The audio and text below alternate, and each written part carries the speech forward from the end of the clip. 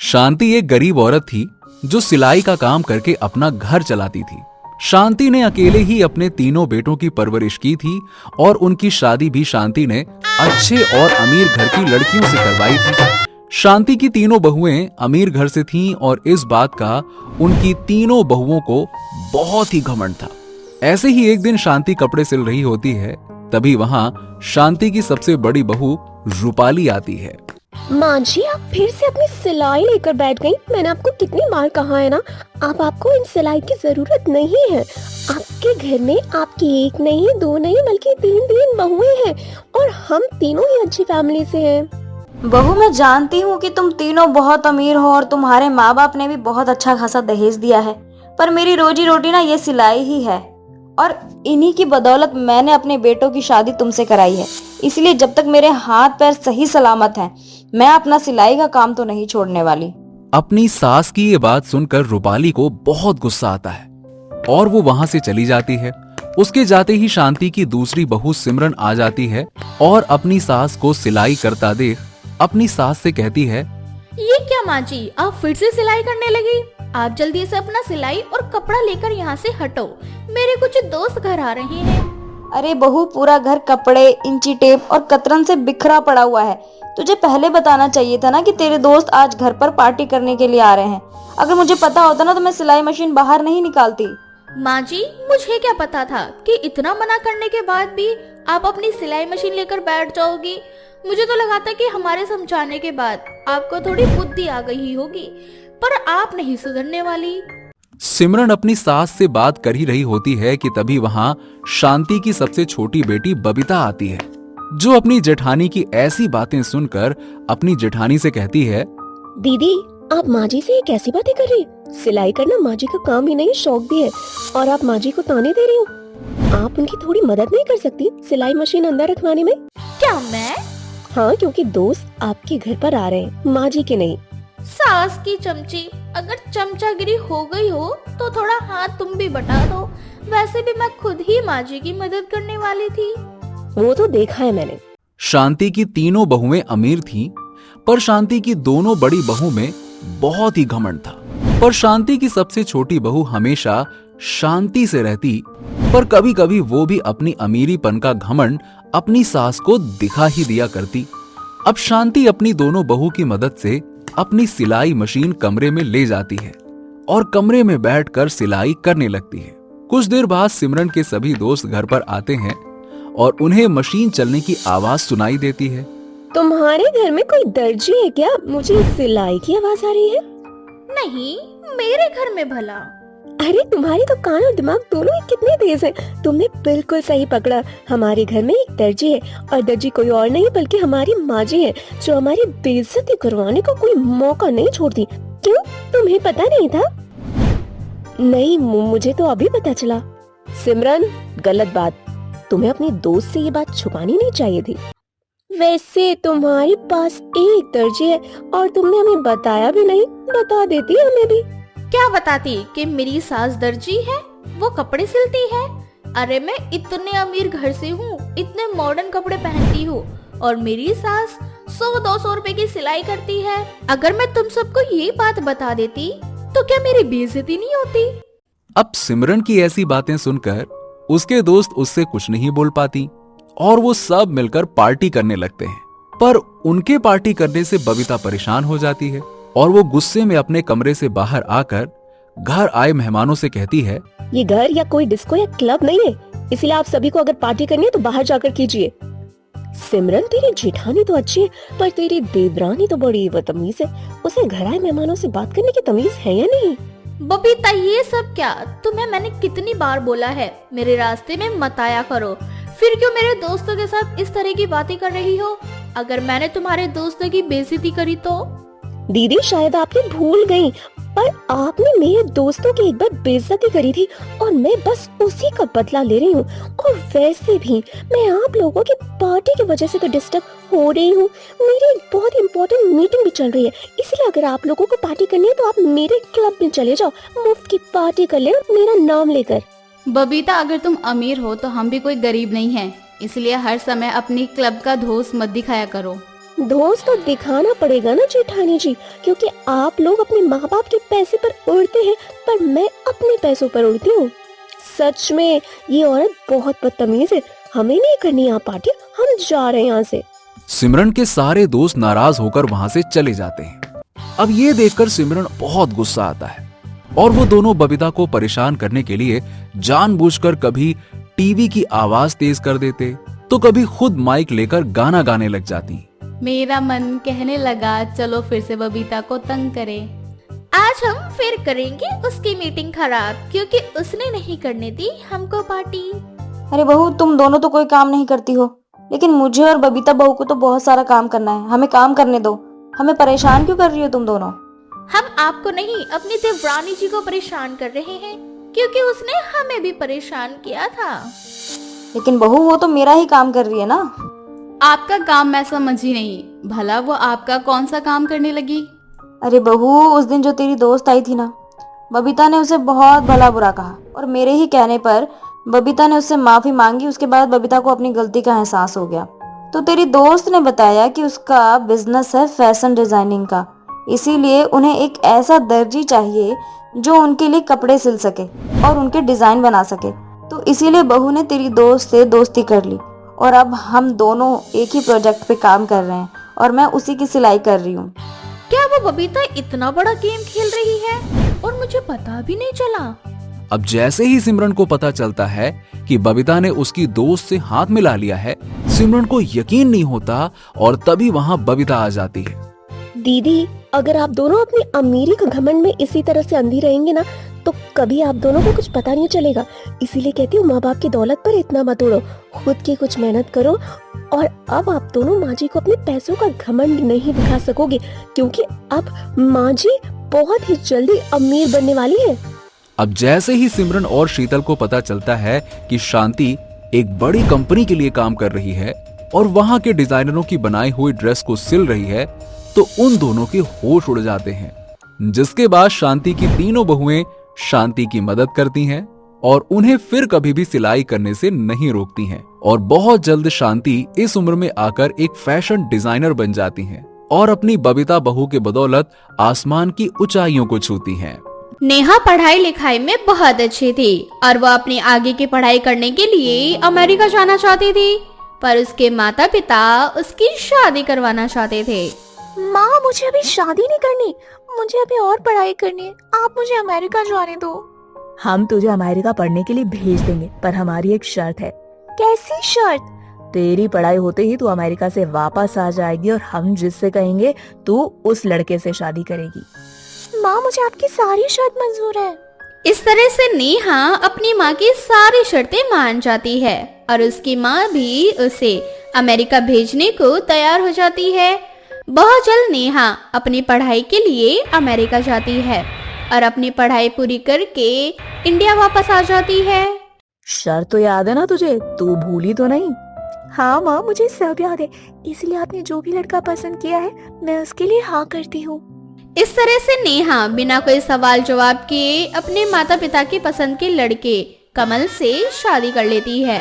नेहा बहुत ज्यादा पढ़ी लिखी थी, पर कमल उससे कम पढ़ा लिखा था। तो वहीं दूसरी ओर उसके ससुराल वाले सभी लोग अनपढ़ थे, यहाँ तक कि उसके ननद कोमल भी, जो कि सिर्फ 8वीं पास थी।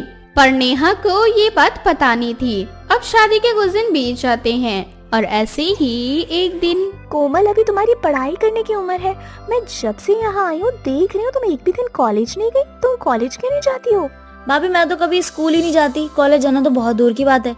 अरे मैंने तो 8वीं पास भी नहीं की, लेकिन फिर भी लोगों को कह देती हूँ कि 8वीं पास हूँ।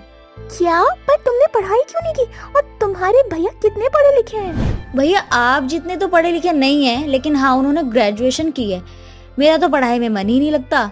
और माँ, वो तो पूरी की पूरी अंगूठा छाप है। इतना बोलकर कोमल वहाँ से चली जाती है। अब नेहा को जब पता चलता है कि उसके ससुराल वाले अनपढ़ है, तो उसे अपने इस फैसले पर बहुत दुख होता है। माँ ने मेरे साथ ये सही नहीं किया। मैं कहाँ इतनी पढ़ी लिखी और मेरा ससुराल अनपढ़। माँ को क्या दोष दूं? गलती तो मेरी है जो मैंने माँ की बकवास शर्त मानी। पर एक चीज की खुशी है, कम से कम कमल जी तो पढ़े लिखे ही हैं। इस तरह से नेहा अपने अनपढ़ ससुराल वालों को अपना लेती है, पर उसके अनपढ़ ससुराल वाले उसे उसके पढ़े लिखे होने का ताना देते हैं और अपने अनपढ़ होने पर भी गुमान करते हैं। अरे बहू कमरे में बैठकर सिर्फ पढ़ाई करना ही जानती है या खाना बनाना भी जानती है? माँ जी मुझे सब आता है, मैं अभी आपके लिए डिनर बना देती हूँ। वैसे भी कमल जी के आने का समय हो चुका है। इतना बोलकर नेहा किचन में जाकर कुछ चाइनीज खाना बनाती है और टेबल पर लगा देती है।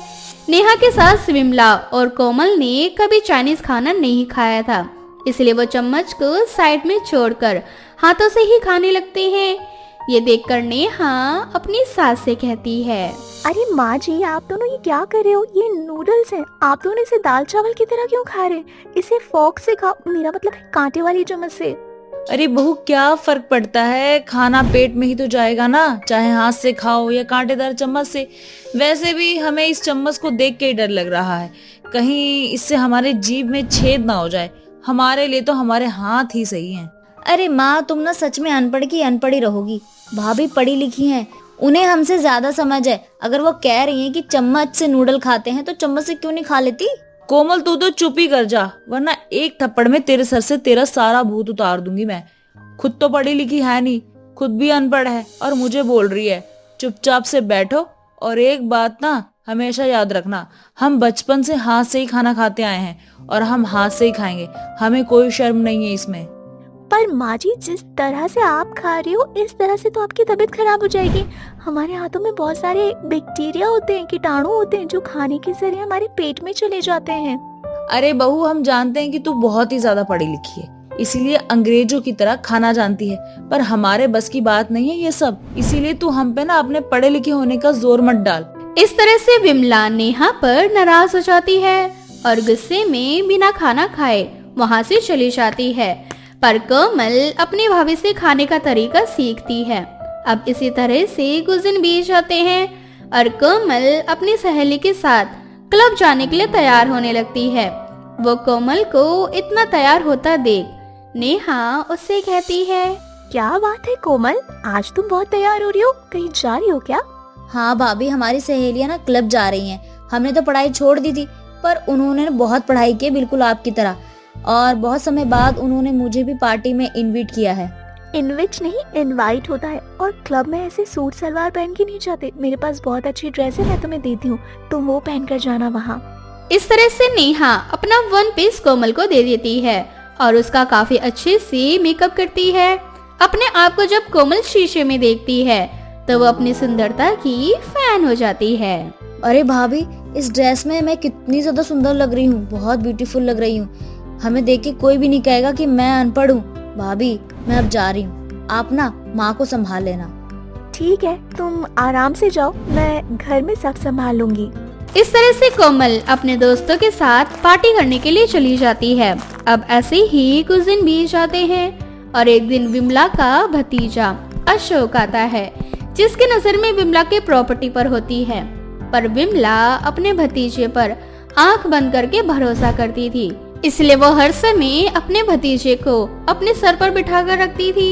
अशोक बेटा तू कितना ज्यादा पतला हो गया, ये सारा नतीजा ना पढ़ाई करने का है। आखिर कितनी पढ़ाई करेगा तू? मेरी बात मान तो इस पढ़ाई को छोड़ और कोई नौकरी कर ले, पढ़ाई में कुछ नहीं रखा। अरे बुआ मैंने तो पढ़ाई कब की छोड़ दी, अब तो बस मैं अपना दिमाग लगाता हूँ कि कैसे आपके जैसे सुंदर घर में रह सकूं।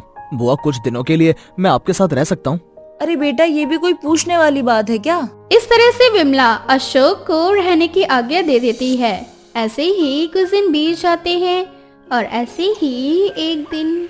बुआ माफ करना, दरअसल मैं आपको बताना भूल गया था, माँ ने ये कुछ पेपर्स भेजे हैं। माँ कह रही थी कि इस पर आपके साइन चाहिए, शायद पापा गांव की जमीन आपके नाम करना चाहते हैं।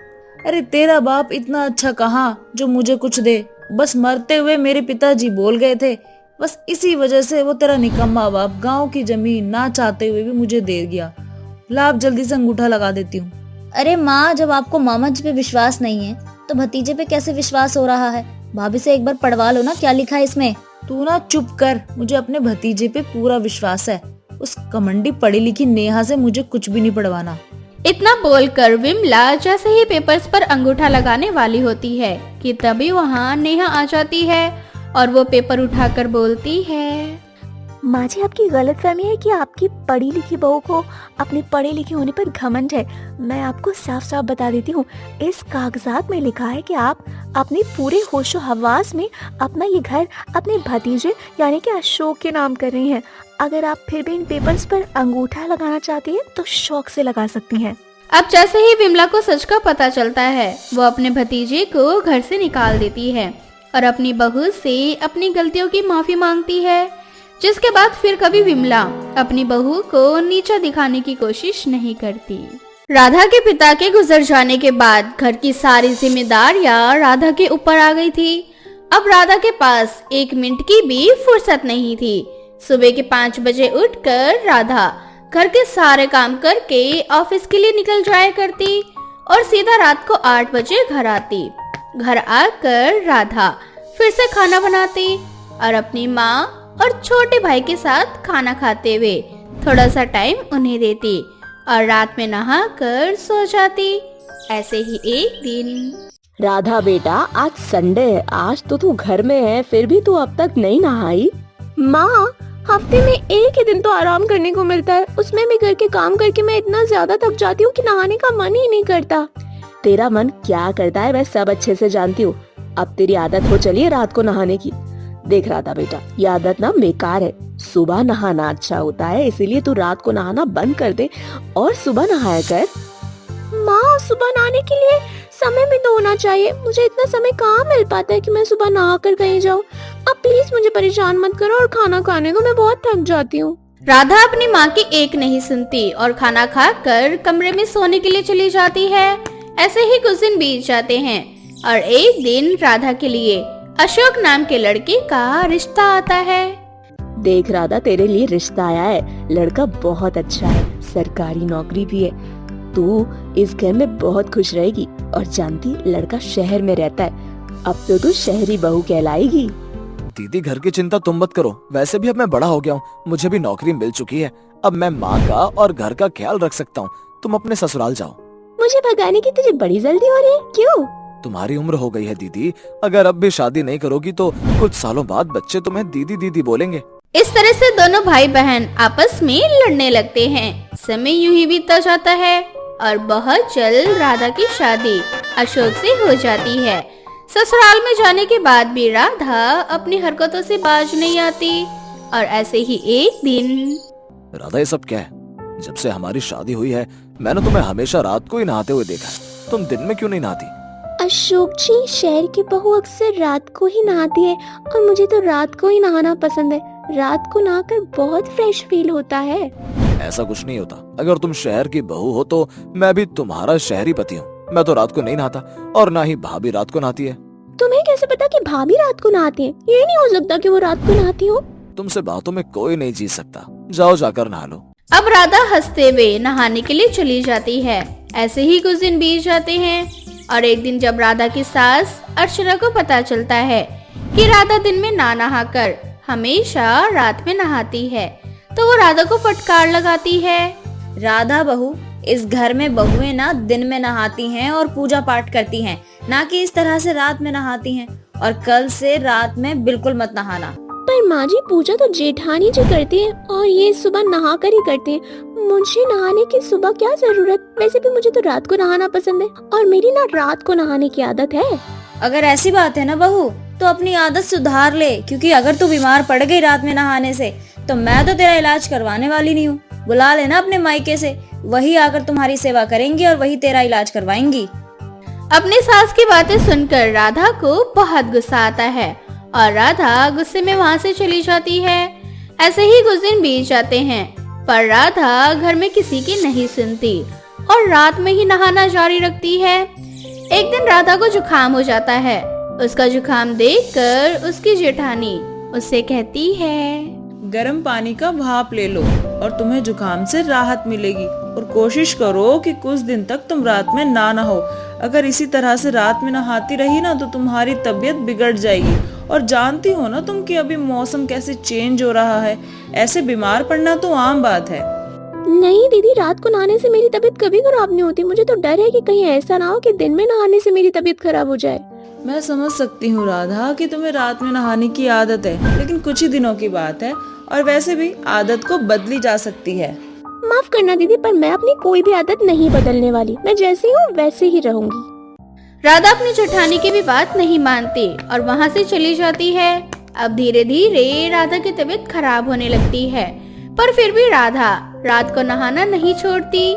देखते ही देखते राधा की तबीयत हद से ज्यादा बिगड़ जाती है और उसे निमोनिया हो जाता है, जिस वजह से वो बिस्तर से उठ भी नहीं पाती। कलमुही, देख लिया ना तूने अपनी जिद करने का नतीजा। यही होता है जब बच्चे बड़े बूढ़े की बात नहीं मानते तो यही अंजाम मिलता है उनको। अब पड़ी रहे बिस्तर पर। राधा, माँ बिल्कुल सही कह रही है, ये सब कुछ तुम्हारी अपनी गलती से हुआ है। अब चलो जल्दी से ठीक हो जाओ, और ठीक होने के बाद अगर मैंने तुम्हें कभी रात में नहाते देखा तो सोच लेना मुझसे बुरा कोई नहीं होगा। आपसे बुरा कोई है भी नहीं। पर माँ जी, दीदी, मैं समझ चुकी हूँ मेरी तबीयत रात में नहाने की वजह से खराब हुई है। मौसम बदल रहा है, इसलिए मैं आपसे रात में नहीं नहाऊंगी। मैं अपनी आदत बदलूंगी। बस कोई मुझे जल्दी से ठीक कर दो। इतना बोलकर राधा सबके सामने रोने लगती है। राधा को बच्चों की तरह रोता देख वहाँ खड़े सभी लोग हंसने लगते हैं। आप सब मुझ पर ऐसे क्यों हंस रहे हो? अब तो मुझे अपनी गलती का भी एहसास हो गया है। प्लीज मुझ पर कोई मत हंसो। अब तुम बच्चों की तरह हरकतें करोगी तो हम सब तुम पर हंसेंगे ही ना। देवरानी जी, आप बिल्कुल ठीक हो जाओगी और आपको ना डॉक्टर ने कुछ दिन तक रात में नहाने से मना किया है और समय पे दवाई भी लेनी है आपको। अरे बड़ी बहू, ये सब तो इसका नाटक है। हम सबके सामने बोल रही है कि रात को नहीं नहाएगी। अरे अपनी गलती का एहसास हो ही जाएगा इसे कुछ दिन बाद, फिर ये नहीं दोहराएगी अपनी गलती। नहीं माँ जी, आप मेरा विश्वास करिए। अब तो मैं सपने में भी रात को नहीं नहाने वाली और ना ही रात में किसी को नहाने दूंगी। मुझे समझ आ चुका है रात में नहाने से हम बिस्तर पकड़ सकते हैं। मैं नहीं चाहती कि मैं और दवाई और डॉक्टर्स की सुई खाऊं, इसलिए मैं कसम खा रही हूँ कभी रात को नहीं नहाऊंगी। मुझे लगता है राधा को इस बार अकल आ चुकी है, पर फिर भी अगर ये अपनी हरकतों से बाज नहीं आई तो हम इसे बर्फ के पानी में डुबो देंगे ताकि दोबारा बीमार पड़ जाए। क्यों?